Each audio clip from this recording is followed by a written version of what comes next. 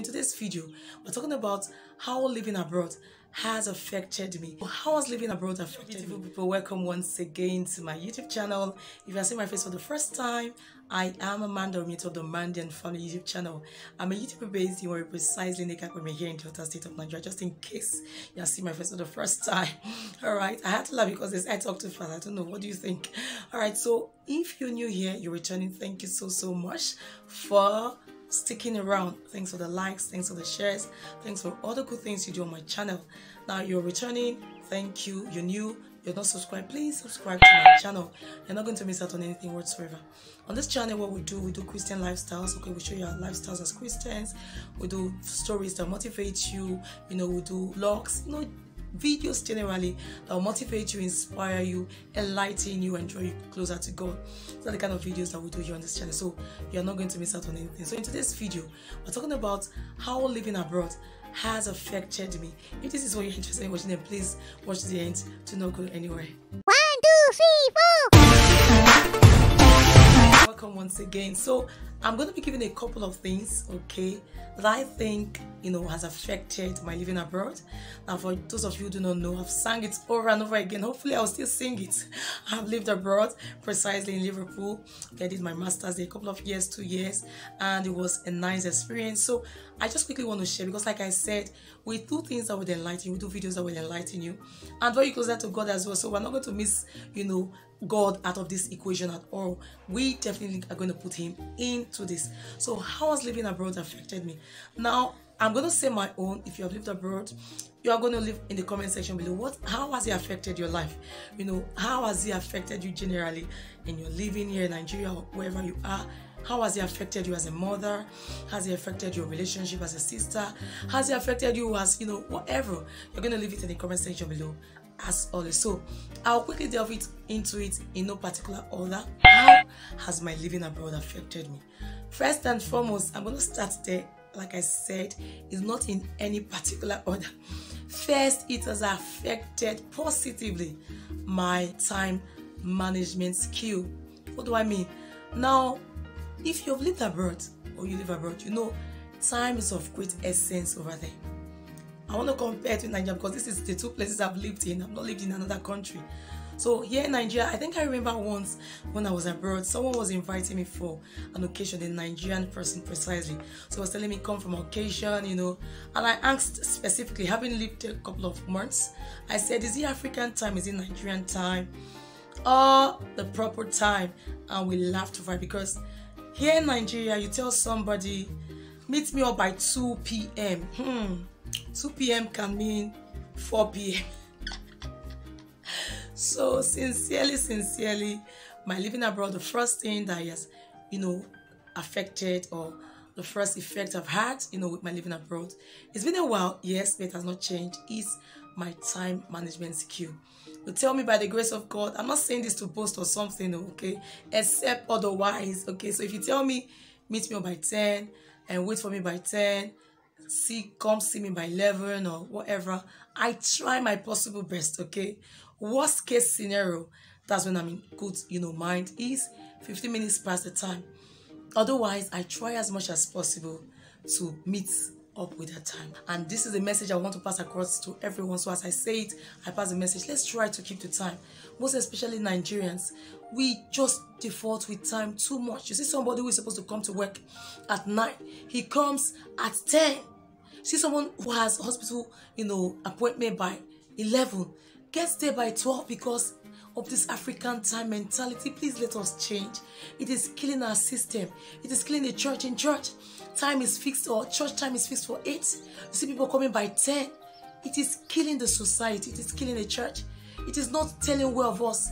It is not a better thing for the generation to come. So please, if you are here listening to me, I'm not posting in all of this like St. Paulo, okay? But I'm trying to tell you that we must try to keep to time as much as possible. So how living abroad has affected me, one, is in terms of my time management skills. Number 2, okay, some people might want to frown and laugh at this, is it has drawn me closer to God. Some people are like, how? All those abroad people, there's no way living abroad can draw you. It has drawn me closer to God. You might be wondering, how can living abroad draw you closer to God? Now, let me put it straight. Now see, there are a lot of things that I saw there that made me realize that this thing cannot be man. No, truly it's there. Okay, it cannot be man. It can only be God. Okay, see situations where they call this a defibrillator. Is it defibrillator? What is it called? Doctors in the house, please let me know. I had to count my words because I'm not a doctor. I'm a soon-to-be doctor, but I'm not a doctor yet. So this defibrillator, it's more like an instrument that helps to revive the heart. If I'm wrong, please correct me. I had to do this video. So I think while I was abroad, there was this particular match we were watching.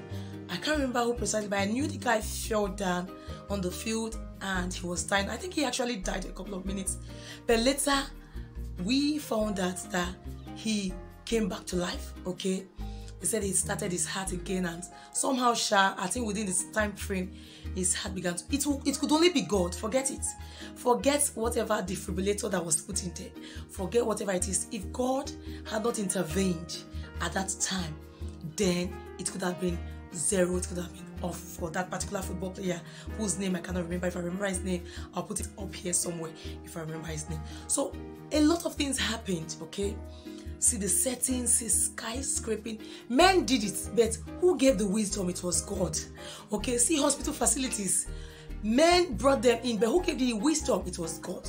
So my living abroad, how my living abroad, has affected me right now is to realize over and over again that God is still God. I did a video, I will leave it up here. Watch it. Is God still who He says He is? Yes, God is still who He says He is. And my living abroad has confirmed that over and over again, that God is still God. Abroad has also made me realize that God is still who He says He is. That God is the giver of wisdom. Let me put it that way. That God is the giver of knowledge. That God, is wise. He's all. That's the second thing that my living abroad has. Thing is orderliness. Man, those people are orderly. When you go to bank, there's no shortcut. There's no cutting corners. If you know what I mean, right? There's no it's possible, but I didn't see anyone shout, I am the VIP of the VIP of the VIP. So therefore, people are standing online. I should cut. It happens for some royalties, yeah? But it's not the way it's done here. I'm not trying to, diminish the image of our country. I'm just trying to tell you how living abroad, how it has affected me, okay? How I have, when my living abroad has affected the way I behave, the way I live, okay? So I have tended towards orderliness, okay? When I go anywhere, I try my possible best to make sure that I am in line if I need to be in line, okay? I try my best as much as possible to make sure that I do not cut corners as much as I can. I'm laughing because this is Nigeria. There was something that came up. I might do it in another video, and it has to do with cutting corners, okay? That's why I'm laughing. I try my possible best by the grace of God, not by my power, not by my strength, not to cut corners, to try to be orderly in the church, wherever I am, in my place of work. I try as much as possible to be orderly. So living abroad has also taught me to be orderly wherever I am. Okay, another thing that living abroad has taught me is to be kind and nice to people. I'm not saying people who live here in Nigeria or in other countries are not kind or nice. I'm trying to say that it's brought out, it obviously was in my mind, yeah, but it brought it out. It was in my life, it was around, but it brought it out more. You see someone, you're in bus, I think I witnessed when I went there on one, they paid me their money to a bus driver, yeah, and then they come in and say, thank you. Guy, now your money you take pure. How come? Which one be the thank you? Now I supposed to tell you thank you, say thank you, you pay money, oh thank you. No, it was the other way around. She say thank you. And then another thing I saw, someone was going through past to a supermarket or something, and the person was in front. He opened the door and he noticed that you were coming. He just had to hold the door, and then you passed. I was like, is this what they do? Because I'm not sure I've done it, yes, before I went abroad. I'm not sure I've done it. I did a video, I'll leave it up somewhere as well, about kindness, random act of kindness day, how, we try to show kindness to one another, some of the things that we do, and this one is one of the things that I mentioned. Opening door for someone. You see someone coming in, maybe some places, don't just bash the door. Like, if you like, open the door. If you like, no, open the door. Now you know. After all, not be me and you come. Now only you can't come. You understand that kind of a thing. So that also is something that living abroad has taught me, okay? It has made me, try it as much as possible to try to say thank you to people, try to be nice to people as much as I can, Oyibos, they are kind to reforms. Don't get me wrong, blacks are kind though. I've been obsessed. We're talking about how living abroad has affected me. So that's why I keep bringing this in. These people are kind. They might be kind persons, yeah, but the ones I met, they tried as much as possible in their kindness. So living abroad has taught me to be kind as much. It brought it out. It brought out the kindness that was inside me. Those kindness that my mother taught me, okay, when I was growing up, saying be kind to people, try to be nice to people. It brought it out more and more and more. So living abroad has taught me to say thank you as much as possible. Taught me to be kind as much as possible. Now, another thing living abroad has taught me is, see, not be only we waka come here. There are people who are intelligent, okay? You can, get whatever it is that you want. Living abroad has taught me as well that whatever you set your mind to, okay, you can get it. I don't know how I'm going to explain this, okay, but if you set your mind to doing something, yeah, you try as much as possible, you try your possible best, somehow, it will materialize, it will come to manifestation. So living abroad as well has taught me as well that whatever it is that I set my mind to, maybe because it has drawn me closer to God, yeah, and one with God is on the majority, yeah, so it has made me realize that by God, through God, I can do all things through Christ who strengthens me. So if I set my mind to doing something, doesn't matter how technical, okay, the thing is, I will be able to do it. All right, it has taught me also something that that we must not have crowd, okay, before lectures can go on. Okay, what do I mean? I was in a class. I went to a class and I saw class not so jam-packed where some people will sit on some people's leg, some will climb on. I'm exaggerating though, but it taught me that we can have a situation where things can go on smoothly. It still relates to this orderliness thing, right? Things can go smoothly if we put our mind to it. In Nigeria, let me come home. All these things is just to make us know that this Nigeria, this country that we are blessed with, okay, we can make things out of it. Despite the fact that we are thinking that there are not enough things, but we can make things, we can survive in this country. We can, if other countries who are not as big as we are, okay, can survive, then we can survive as well. Now, I'm going to pause here as always. I'm laughing because in my brain attack, it's not like I really, mind, okay? It's my opinion, it's me, it's what I think. You can leave in the comment section. What do you think if you have lived abroad? What has living abroad, how has it affected you? Has it affected your mind? Has it affected your relationship with people? Has it affected your family life?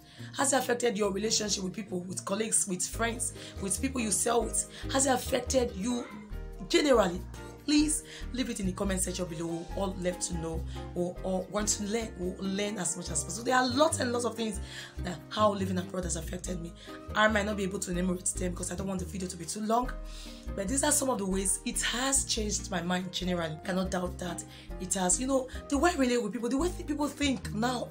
Okay, I don't think that way. In some ways, someone wanting to fight because of certain things. I don't want to fight over those things because I think, man, all those ones not join, all those ones not follow. You understand that kind of a thing? So it has changed me, it has helped me, it has made my mind broader, bigger.